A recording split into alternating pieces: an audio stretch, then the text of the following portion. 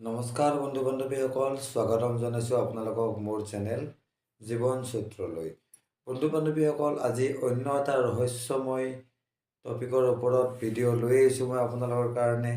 আৰু সেই বস্তুটো হ'ল, আমি সকলোৱে সেই শব্দটোক কওঁ, এটা নহয় এটা সময়ত এই এই বাক্যশাৰী আমি প্ৰয়োগ কৰি আহিছোঁ, সকলোৱে কৰোঁ প্ৰয়োগ, নহ'লে শুনি হ'লেও আহিছোঁ।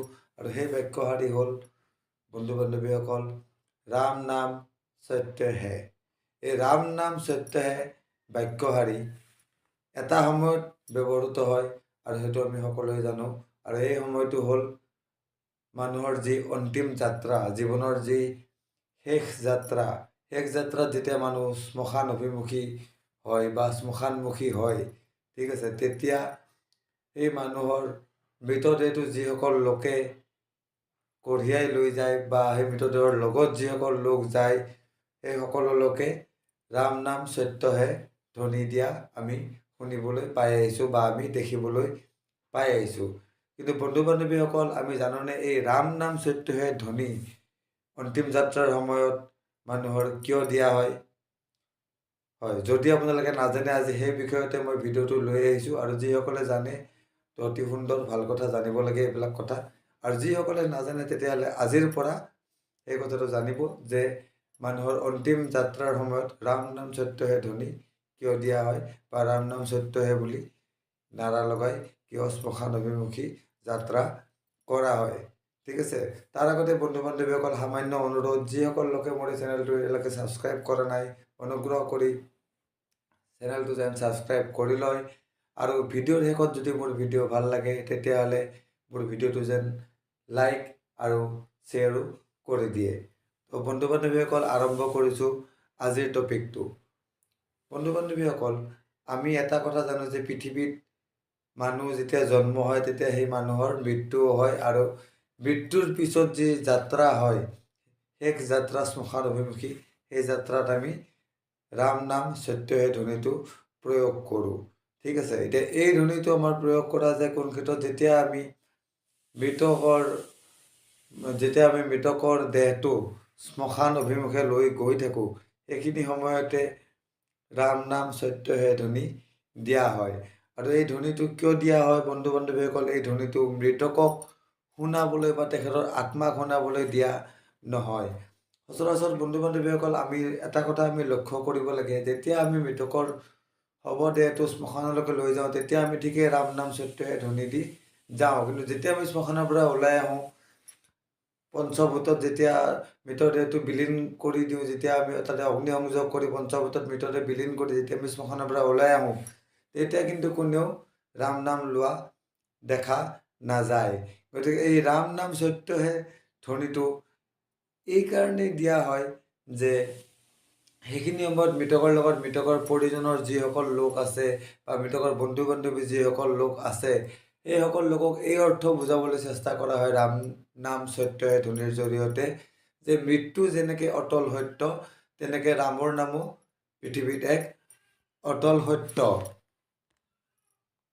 আমি সকলো মনুষ্যই পৃথিৱীৰ এই পৰম সত্য কথাটো জানো যে যোনে এই পৃথিৱীৰ জন্মগ্ৰহণ কৰে, তেখেতৰ এদিন নহয় এদিন বা তেওঁৰ এদিন নহয় এদিন মৃত্যু হ'ব। এই চৰম সত্য কথাটো জানিও আমি যেতিয়া মৃতকৰ লগত যাওঁ, তেতিয়ালৈকে আমি ৰাম নাম সত্য হে কৈ পেলাই তেখেতৰ শৱদেহটো দাহ সংস্কাৰ কৰি যেতিয়া শ্মশানৰ পৰা আমি ওলাই আহোঁ, তাৰপিছত তেনেকুৱা ধৰণৰ কোনো ৰাম নাম সত্য হে ধ্বনি দিয়া নাযায়। তাৰপিছত আহি পৰস্পৰে নিজৰ নিজৰ দুনিয়াত মচগুল হৈ যোৱা যায়। ঠিক আছে, মৃতকৰ যি পৰিজন থাকে, সেই পৰিজনসকলেও মৃতকৰ সম্পত্তিৰ ভাগ বতৰা কৰি পুনৰ নিজৰ সংসাৰ কেনেকৈ ভালকৈ আগুৱাই নিব পাৰি, সেই বিষয়ে গুৰুত্ব আৰোপ কৰা দেখা যায়। গতিকে বন্ধু বান্ধৱীসকলে, এই ৰাম নাম সত্য হেৰ দ্বাৰা ইয়াকে বুজোৱা হয় যে পৃথিৱীত যিমান মায়া মোহ, এই ধন সম্পত্তিৰ মোহ আছে, এই সকলোবোৰ নিৰৰ্থক। পৃথিৱীত যেনেকৈ মৃত্যু এটা অটল সত্য, যেনেকৈ জন্ম ল'লে মৃত্যু হ'ব, মৃত্যুও হয়, ঠিক তেনেদৰে ৰামৰ নামো এটা অটল সত্য। ৰামৰ নাম ল'লেহে মনুষ্যই মৃত্যুৰ পিছতো মোক্ষ প্ৰাপ্তিৰ পথ পায়। ঠিক আছে, আৰু ৰামৰ নাম ল'লেহে মনুষ্যৰ মৃত্যুৰ আগতো নিজৰ জীৱনটো সুস্থৰূপে সুদৃঢ়ভাৱে সজাই পৰাই জীয়াই থাকিব পাৰে। আমি জীৱনত সকলো মনুষ্য কেতিয়াবা নহয় কেতিয়াবা কাৰোবাৰ শোভাযাত্ৰাত আমি নিশ্চয় আমিও অংশগ্ৰহণ কৰিছোঁ। আৰু অংশগ্ৰহণ কৰাৰ পিছত কি হৈছে, আমি যাওঁতে এনেকৈ ৰাম নাম সত্যই ধ্বনি দি গৈছোঁ। আৰু সেই ৰাম নাম সত্যই ধ্বনি দি গৈ শ্মশানত গৈ পেলাই শৱদেহ দাহ সংস্কাৰ কৰি যেতিয়া উলটি আহোঁ, তেতিয়া আমি তেনেকুৱা ধৰণৰ কোনো ধৰণৰ ধ্বনি আমি নিদিওঁ। তেতিয়া আমি নিজৰ বিভিন্ন ধৰণৰ চিন্তাধাৰাৰ মাজত আমি ব্যস্ত হৈ পৰোঁ। বিভিন্ন ধৰণৰ চিন্তাই আমাক আৱৰি ধৰে। ঠিক আছে, আমাৰ দৈনন্দিন জীৱন চৰ্চাত যিবিলাক চিন্তাধাৰা, সেইবিলাক চিন্তাধাৰাত আমি ব্যস্ত হৈ পৰোঁ। ঠিক আছে, সেইকাৰণে এই ৰাম নাম সত্যই ধ্বনিটো দি পেলাই মৃতদেহ শৱদেহলৈকে লৈ যোৱা হয়। আৰু এইকাৰণে এই ধ্বনিটো দিয়া হয় যে সেই মৃতদেহৰ লগত যিসকল লোক আছে, সেইসকল লোকে যাতে এই সত্যটো শুনে আৰু শুনি পেলাই অনুভৱ কৰে যে পৃথিৱীত মৃত্যু আৰু ৰামৰ নাম, অৰ্থাৎ মৃত্যু আৰু ভগৱানৰ নাম, এই দুটাত বাহিৰে অন্য কোনো ধৰণৰ প্ৰকৃত বস্তু পৃথিৱীত নাই। বাকী সকলো মায়া আৰু মোহৰ অন্তৰ্ভুক্ত। আৰু এই মায়া আৰু মোহৰ এই বন্ধনৰ পৰা ৰামৰ নাম জাপ কৰিহে মানুহে পৰিত্ৰাণ পাব পাৰে। আৰু বন্ধুসকল, ইয়াৰ পিছফালে আৰু এটা কাৰণো আছে ৰাম নাম সত্যই কোৱাৰ। আৰু সেই কাৰণটো হ'ল, শাস্ত্ৰ অনুসৰি এনেকুৱা মানা যায় যে ৰামৰ নাম যেতিয়া লোৱা হয়, বা ৰামৰ নাম যেতিয়া মৃতকৰ আত্মাই যেতিয়া ৰামৰ নাম শুনে, যেতিয়া মৃতকৰ আত্মাক ৰামৰ নাম কৈ পেলাই যেতিয়া মৃতকৰ শৱদেহটো লৈ যোৱা যায়, সেইখিনি সময়ত মৃতকৰ আত্মাটো শৱদেহৰ ওচৰে পাঁজৰে ভ্ৰমণ কৰি থাকে বা শৱদেহৰ লগতে শ্মশানলৈকে গতি কৰি থাকে।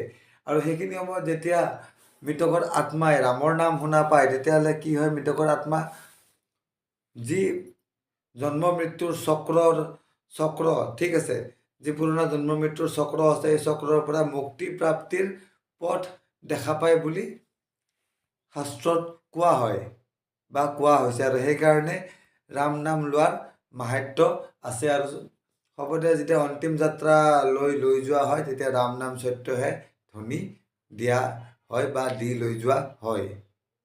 শাস্ত্ৰ অনুসৰি ৰাম মাত্ৰ এটা শব্দ বা এটা নাম নহয়। ৰাম হ'ল শ্ৰী হৰিৰ ধামৰ পিনে যোৱা এক মাৰ্গ বা এক ৰাস্তা। ৰাম নামটো হ'ল শ্ৰী হৰিৰ ধামৰ পিনে যোৱা এক মাৰ্গ বা এক ৰাস্তা। এই নাম যেতিয়া ৰাম নাম লৈ যেতিয়া মৃতকৰ দেহটো অন্তিম সংস্কাৰ কৰা হয়, তেতিয়া মৃতকৰ আত্মা ডাইৰেক্ট শ্ৰীহৰিৰ ধামত স্থান পায় বুলিও শাস্ত্ৰত উল্লেখ আছে। বন্ধু বান্ধৱীসকল, আপোনালোকে মৰা এই শব্দটো যদি বাৰে বাৰে আৰু খৰকৈ উচ্চাৰণ কৰি থাকে, আৰু যদি বেছি সময় উচ্চাৰণ কৰি থাকে, তেতিয়াহ'লে ই মৰাৰ পৰা ৰাম নামলৈকে অট'মেটিকেলি কনভাৰ্ট হৈ যাব। আপোনালোকৰ উচ্চাৰণ মৰা কৰি পিছত ৰাম ৰাম উচ্চাৰণ হ'ব।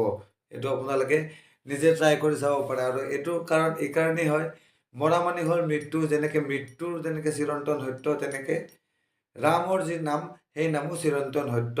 অৰ্থাৎ ৰাম নামেই হ'ল শ্ৰীহৰি বিষ্ণুৰ পুৰীত বা শ্ৰীহৰি বিষ্ণুৰ ধামত স্থান পোৱা একমাত্ৰ মাৰ্গ। পৃথিৱীত ৰামৰ নামৰ বাহিৰে আৰু কোনো ধৰণৰ তেনেকুৱা পৰম সত্য নাই। আৰু সেইকাৰণে মৃতদেহৰ অন্তিম সংস্কাৰৰ সময়ত ৰামৰ নাম লৈ পেলাই তেখেতৰ অন্তিম যাত্ৰাত তেখেতক অন্তিম বিদায়, মৃতদেহৰ অন্তিম বিদায় আৰু মৃতাত্মাক অন্তিম বিদায় জনোৱাৰ বাবে ৰাম নাম সত্যহে ধ্বনি দি শ্মশানলৈকে লৈ যোৱা হয়। তো বন্ধুসকল, আজি ক'লোঁ ৰাম নাম সত্যহে ধ্বনিৰ দিয়াৰ পিছত কি অৰ্থ জড়িত হৈ আছে সেই বিষয়ে। আশা কৰোঁ ভিডিঅ'টো আপোনালোকৰ ভাল লাগিব। যদি ভিডিঅ' ভাল লাগিল, লাইক আৰু শ্বেয়াৰ কৰিবলৈ নাপাহৰিব। আৰু চেনেলটো যদি এতিয়ালৈকে ছাবস্ক্ৰাইব কৰা নাই, অনুগ্ৰহ কৰি ছাবস্ক্ৰাইব কৰি ল'ব। তো আজিলৈকে ইমানেই, ধন্যবাদ।